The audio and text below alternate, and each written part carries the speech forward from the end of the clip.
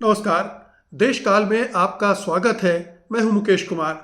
दोस्तों, अभी तक तो ये कयास लगाए जा रहे थे, अनुमान लगाए जा रहे थे और कोई भरोसे के साथ नहीं कह रहा था कि अगर ट्रंप ग्रीनलैंड को कब्जा करने के लिए आमादा हो जाते हैं तो क्या होगा नाटो का। क्या नाटो बिखर जाएगा, टूट जाएगा? ये तमाम संभावनाओं के रूप में था। लेकिन अब पश्चिम के विशेषज्ञ ये तय मान रहे हैं कि चूंकि ट्रंप आमादा हैं ग्रीनलैंड को किसी भी तरह से हथियाने के उद्देश्य में और पूरा करने में, और उन्होंने इसके लिए जो ग्रीनलैंड के समर्थक देश हैं यूरोप के, उन पर 10% टैरिफ भी लगा दिया और ये भी कहा है कि जून से ये टैरिफ 25% हो जाएगा। और जून तक उन्होंने निगोशिएशन का समय दिया है कि इस बीच में ग्रीनलैंड अमेरिका को बेच दिया जाए। तो ये बिल्कुल साफ है कि ट्रंप पीछे हटने वाले नहीं हैं। उन्होंने तय कर लिया है और ऐसा लगता है कि वो अमेरिका के इतिहास में अपना नाम लिखवाना चाहते हैं कि उनके कार्यकाल में अमेरिका का विस्तार हुआ, ज़मीनी विस्तार हुआ, भू विस्तार हुआ, और जाहिर है कि वो अमेरिका के इतिहास का हिस्सा बन जाएंगे अगर ग्रीनलैंड पर कब्जा कर लेते हैं। लेकिन वो दूसरे तरह से भी इतिहास बनाने जा रहे हैं। अगर वो ऐसा करते हैं और यूरोप के साथ उनका टकराव होता है और नाटो टूट जाता है, तो उन्हें ऐसे राष्ट्रपति के रूप में भी याद रखा जाएगा जिसने अमेरिका के एक बड़े बड़े सुरक्षा गठबंधन को ध्वस्त कर दिया, जो 70 साल से चला आ रहा था और जिससे अमेरिका का प्रभुत्व पूरी दुनिया भर था। उनके उसके जो मिलिट्री माइट है उसकी वजह से उसकी तूती बोलती थी दुनिया भर में, वो सिमट कर फिर केवल अमेरिका के गोलार्ध में मोटे तौर पर रह जाएगा, बाकी देशों से हट जाएगा। तो नाटो का अगर टूटना तय माना जा रहा है। जो नाटो के पूर्व सेक्रेटरी जनरल हैं जेंस स्टोल्टेनबर्ग ने कहा है कि अगर ग्रीनलैंड पर कब्जा करते हैं ट्रंप, तो इसका मतलब है नाटो का खत्म होना, उसके ताबूत पर आखिरी कील का ठुक जाना। आखिरी कील ठुकने का वो समय कब आता है ये देखना है। ट्रंप पीछे हटने के लिए भी जाने जाते हैं, जैसे ईरान के मामले में एकदम से पीछे हट गए। क्या पता दबाव बढ़ेगा यूरोपीय देशों की तरफ से, और यूरोप के देश अब मन बना रहे हैं कि ट्रंप को की चुनौती का सामना करें। मिलिट्रीली उसकी उस चुनौती का सामना करना बहुत मुश्किल है, लेकिन अगर वो एकजुट होकर खड़े हो जाते हैं तो ट्रंप के लिए भी मुश्किल होगी, क्योंकि अमेरिका के अंदर भी ग्रीनलैंड के सवाल पर जो जनमत है वो ट्रंप के खिलाफ जा रहा है। केवल मागा क्राउड का एक हिस्सा उनके साथ है, लेकिन अमेरिका में जो पब्लिक ओपिनियन है वो नहीं चाहता है कि अमेरिका ग्रीनलैंड पर कब्जा करे। लेकिन अगर ट्रंप ये करते हैं तो फिर होगा ये कि यूरोप के साथ उसका टकराव होगा। टकराव का मतलब यह है कि यूरोप युद्ध तो लड़ने नहीं जाएगा, लेकिन नाटो खत्म हो जाएगा, क्योंकि नाटो की जो एक महत्वपूर्ण क्लॉज है आर्टिकल 5, जिसके तहत नाटो के किसी भी देश पर हमला सभी देशों पर हमला माना जाएगा, और ये डेनमार्क का हिस्सा है ग्रीनलैंड, तो उस पर अमेरिका कब्जा कर रहा है। इसका मतलब है कि अमेरिका ने ही आर्टिकल 5 का उल्लंघन कर दिया है। अब अमेरिका से युद्ध तो नहीं लड़ सकते, लेकिन अमेरिका के साथ संबंध पूरी तरह खराब हो सकते हैं और नाटो अपने आप में खत्म हो जाता है। नाटो अपने आप में खत्म होता है तो ये एक पूरी विश्व व्यवस्था के लिए एक बड़ी घटना होगी, और इससे बहुत सारे सामरिक, रणनीतिक, भू राजनीतिक, आर्थिक परिवर्तन का रास्ता खुलेगा। एक नई दुनिया बननी शुरू होगी, जिसमें कुछ समय तक तो बड़ी अस्त व्यस्तता भी रहेगी, क्योंकि एक तरह का पावर वैक्यूम पूरी दुनिया में बन जाएगा। कोई एक महाशक्ति या एक लीडर उस जो ट्रांजिशन पीरियड होगा उसमें नहीं रहेगा, लेकिन उस पावर वैक्यूम में बहुत सारे नए समीकरण बनेंगे, और उन समीकरणों में जो सबसे ज़्यादा फ़ायदा उठाने की स्थिति में होगा वो चीन होगा, और फिर दूसरे नंबर पर रूस होगा। क्योंकि चीन और रूस दोनों दरअसल इसी मौके का इंतज़ार कर रहे हैं, क्योंकि नाटो उनके राह में एक बड़ा रोड़ा है। नाटो एक बड़ा डेटरेंट का काम कर रहा था इन दोनों ताकतों को रोकने के लिए, क्योंकि नाटो की एक बड़ी शक्ति थी और इन दोनों को एक हद तक जाकर रुक जाना पड़ता था। लेकिन अगर नाटो नहीं रहेगा तो उसके बाद यूरोप किस तरह से अपने आप को संगठित करेगा रणनीतिक तौर पर? क्या वो फिर कोई सैन्य संधि करेगा, कोई सैन्य गठबंधन बनाएगा? लेकिन वो सारा एक लंबे समय का काम होगा।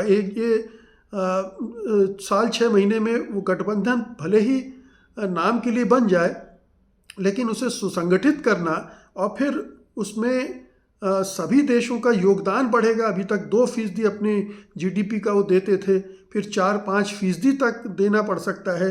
उस धन का इंतजाम और फिर तमाम तरह के सुरक्षा प्रबंध, टेक्नोलॉजी जो कि अमेरिका से मिलती थी वो नहीं मिलेगी, उस सूरत में वो क्या करेंगे? ये तमाम चीज़ें हैं जो उसके सामने चुनौती बनकर खड़ी हो जाएंगी।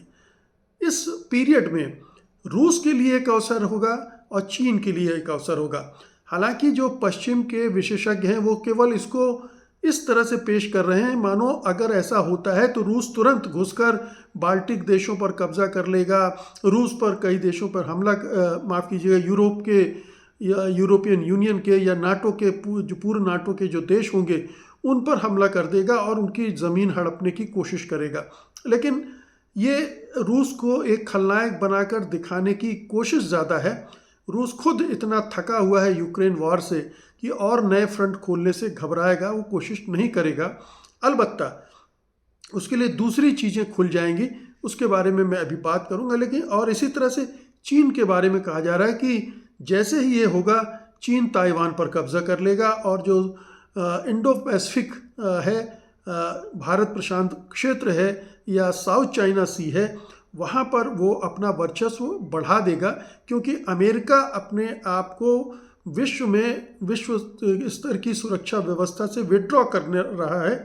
नाटो से हटना का मतलब यही होगा। फिर जो ट्रंप की पॉलिसी लग रही है कि हमें अपने आसपास अपनी चौधराहट बरकरार रखनी है, अपनी जो मिलिट्री माइट है उसका इस्तेमाल तेल और ऊर्जा, खनिज, मिनरल्स, इन सब पर कब्जा करने में लगानी है और जहाँ तक हो सके अपने अमेरिका का जो लैंड है उसका एक्सटेंशन करना है, कुछ देशों को कब्जा करके।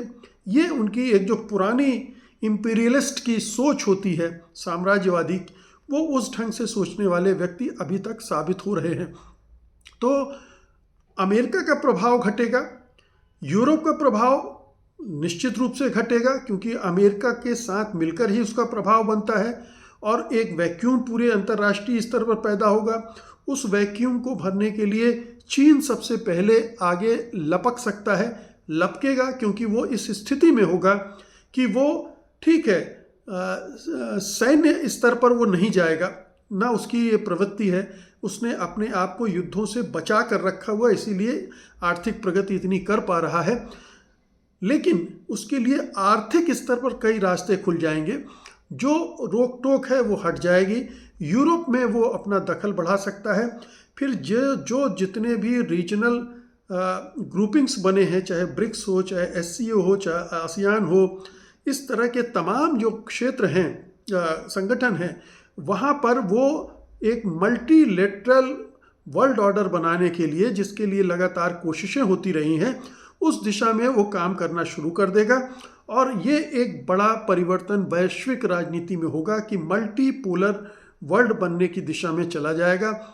इस पूरे वैक्यूम में रूस और चाइना की दोस्ती और गाढ़ी होगी, दोनों और मिलकर काम करेंगे और वो कोशिश करेंगे कि ब्राज़ील है, दक्षिण अफ्रीका है, ईरान है, अगर भारत अपने डर से निकल पाया तो वो भी है, ये तमाम देशों को साथ लेकर एक नई जो मल्टीपोलर अर्थव्यवस्था है वो बनाने की कोशिश तेज हो सकती है, बल्कि उसको आकार देने का समय आ जाएगा। तो ये एक बड़ा फर्क होगा। और फिर रूस के लिए जो अमेरिका की तरफ से तमाम सैंक्शन लगे हुए हैं, नाटो के हटने के बाद शायद उनमें से बहुत सारे सैंक्शन भी खत्म हो जाएं, यूक्रेन वार भी रुक जाए रूस की शर्तों पर, और तब यूरोप जो अभी एनर्जी के मामले में रूस पर डिपेंडेंट था, लेकिन यूक्रेन की वजह से उसने सैंक्शन लगने की वजह से वो नहीं ले पा रहा था, फिर रूस की तरफ जाएगा, तो रूस के लिए वो पूरा आर्थिक रास्ता खुल जाएगा अपने को फिर से संभाल कर खड़े करने के लिए। उसके पास ऑयल और गैस भरपूर है, यूरोप को पहले वो दे भी रहा था। ये इस रोक के बाद उसने चीन और भारत को बेचना शुरू किया था। अब फिर से यूरोप का मार्केट भी उसके लिए खुल जाएगा। तो रूस के लिए ये एक वरदान की तरह साबित होगा, चीन के लिए एक वरदान साबित होगा। फिर बहुत सारी चीज़ें एकदम से शुरू होंगी, जिसमें डी डॉलराइजेशन का मुद्दा एक बहुत ही प्रमुख होगा, क्योंकि डी डॉलराइजेशन के लिए ब्रिक्स और ख़ासतौर पर चाइना और रूस काम कर रहे थे। भारत भी कोशिश कर रहा था, लेकिन ट्रंप की धमकी के सामने उसने घुटने टेक दिए। ब्राज़ील भी डटा हुआ है। तो जो अपनी अभी चीन और रूस युआन और रूबल पर व्यापार कर रहे हैं, ये जो है व्यापार डी डॉलराइजेशन का सिस्टम आगे बढ़ सकता है। ग्लोबल साउथ के साथ एक नए भुगतान सिस्टम, जिसको ब्रिक्स पे कहते हैं, वो डेवलप हो सकता है। और इससे रूस अपनी ऊर्जा निर्यात तेल गैस बढ़ा सकता है, जबकि चीन निर्यात बाज़ारों पर प्रभुत्व हासिल कर सकता है। वैसे ही उसका प्रभुत्व बढ़ता जा रहा है। 2026 में जो डॉलर रिजर्व्स हैं वो 47% के रिकॉर्ड लो पर पहुंच गए हैं, और ये अमेरिका की अर्थव्यवस्था को बहुत बुरी तरह से हर्ट कर रहा है।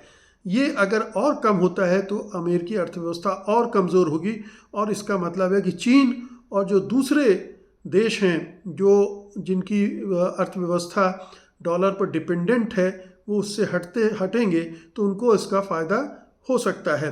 फिर व्यापार और संसाधनों पर भी नियंत्रण का मामला आएगा। यूरोप की ऊर्जा जो ज़रूरत है वो मैंने जैसा कहा कि रूस पर बढ़ सकती है, क्योंकि नाटो कमज़ोर हो जाएगा। चीन ब्रिक्स के माध्यम से यूरोप और एशिया में अपना इंफ्रास्ट्रक्चर बढ़ा सकता है। जो बेल्ट रोड इनिशिएटिव है उसका फ़ायदा वो उठा सकता है, उसको और तेज़ी से विकसित कर सकता है। ये सारी चीज़ें हो रही हैं, और जो आर्थिक पैरालिसिस पैदा होगा यूएस और यूरोप की राजनीतिक अस्थिरता से, उसमें वैश्विक निवेश रूस और चीन की ओर शिफ्ट हो सकता है। क्योंकि जो निवेश अमेरिका और यूरोप के देशों में हो रहा था, वो वहाँ पर अनिश्चितता की वजह से वो उन देशों में शिफ्ट होगा जहाँ लगेगा कि ज़्यादा स्थिरता है, जहाँ ज़्यादा ग्रोथ की गुंजाइश है। और ये दो केंद्र रूस और चीन हो सकते हैं, होंगे ही, और उनको इसका फ़ायदा हो सकता है। इसी तरह से रूस एक थोड़ा सा अपना दबाव बढ़ाकर यूरोप की अर्थव्यवस्था को भी प्रभावित कर सकता है, और चीन जो है अपनी टेक्नोलॉजी की वजह से लीड ले सकता है। तो कुल मिलाकर इससे जो पूरा एक आर्थिक पैराडॉक्स बनता है, जिससे टेंशन पैदा होती है वैश्विक राजनीति में, वो तो होगा। और उस टेंशन में फ़ायदा होगा रूस और चीन को, उनकी झोलियां भरने लगेंगी। तो अमेरिका और यूरोप के बीच जो टकराव चल रहा है, वो टकराव और नाटो का खात्मा रूस और चीन के लिए जैकपॉट खुलने जैसा होगा। ये अमेरिका समझ पा रहा है नहीं, ट्रंप समझ पा रहे नहीं। ट्रंप अपने स्वार्थों में इतने लिप्त हैं कि उन्हें लग रहा है कि अमेरिका की झोली भरनी चाहिए, बाकी यूरोप को बट्टे खाते में जाने दो। यूरोप समझ रहा है कि अगर अमेरिका अलग होता है तो उसकी स्थिति क्या होगी। अगर उसे अपनी सुरक्षा का दायित्व खुद लेना पड़ेगा, तब कौन सी चुनौतियां आएंगी। और एक घबराहट, पैनिक उनके अंदर है कि अमेरिका अगर दूर होता है और नाटो खत्म होता है तो कैसे संभालेगा यूरोप में फिर और नई समस्याएं खड़ी हो सकती हैं, क्योंकि यूरोप की जो आर्थिक प्रगति की दर है वो भी बहुत धीमी है। पहले तो बहुत एक मंदी का दौर आ गया था, फिर थोड़ा सा उभरे है, लेकिन अभी भी बहुत धीमी है। अगर अनिश्चितता पैदा होती है तो वो और मंदी की तरफ फिर से दोबारा जा सकता है, क्योंकि निवेश नहीं होगा, रोज़गार नहीं होंगे, मैन्युफैक्चरिंग नहीं होगी, वगैरह वगैरह जो आर्थिक गतिविधियां हैं उससे सीधे प्रभावित होंगी। और तब यूरोप का पराभव और तेज़ी से होगा, वो और तेज़ी से नीचे जाएगा। और चूँकि यूरोप में अब और भी कई तरह के टेंशन भी पैदा होने लगे हैं, दक्षिणपंथी राजनीति के उभार के साथ साथ वहाँ इमिग्रेंट्स को टारगेट किया जा रहा है, हेट स्पीच और हेट क्राइम्स बढ़ रहे हैं, और जब इस तरह के संकट आते हैं तो वो और बढ़ने लगते हैं। तो यूरोप के लिए भविष्य बहुत चुनौती भरा हो जाएगा। मैं अंधकार में नहीं कहूँगा, क्योंकि अभी भी यूरोप बहुत शक्तिशाली है और कई देश वहाँ के, जर्मनी, फ्रांस, ब्रिटेन वगैरह काफ़ी ताकतवर हैं, वो संभालने का दम रखते हैं। लेकिन अगर कोई वो क्राइसिस जो पैदा होगी नाटो के ख़त्म होने से और अमेरिका के से दूरी की वजह से, अगर वो क्राइसिस लंबी चलती है और उसको यूरोप की लीडरशिप हैंडल करने में असमर्थ रहती है, तो यूरोप के लिए एक अंधकार युग भी आ सकता है। इससे भी इनकार नहीं किया जा सकता है।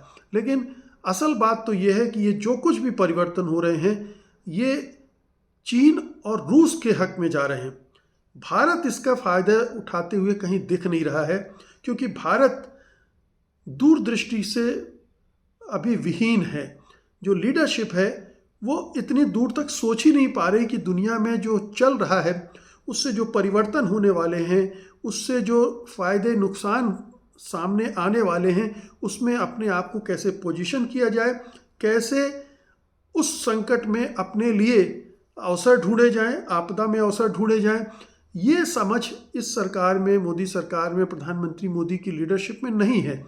इसलिए भारत इस सारे परिवर्तन का फ़ायदा उठा पाएगा, इसमें बहुत शक है। लेकिन चीन चूँकि बहुत वेल पोजीशन्ड है हर तरह से, चाहे वो सैन्य शक्ति का मामला हो, चाहे आर्थिक शक्ति का मामला हो, टेक्नोलॉजी का मामला हो, पूंजी का मामला हो, कैपिटल उसके पास बहुत है, और सबसे बड़ी बात है एक विज़न है, वैश्विक विजन है उस लीडरशिप के पास। इसलिए वो इसका फ़ायदा उठाएगा और रूस का साथ उसको इस मुहिम में बहुत लाभ पहुंचाएगा। बहुत बहुत शुक्रिया आपका, धन्यवाद, नमस्कार।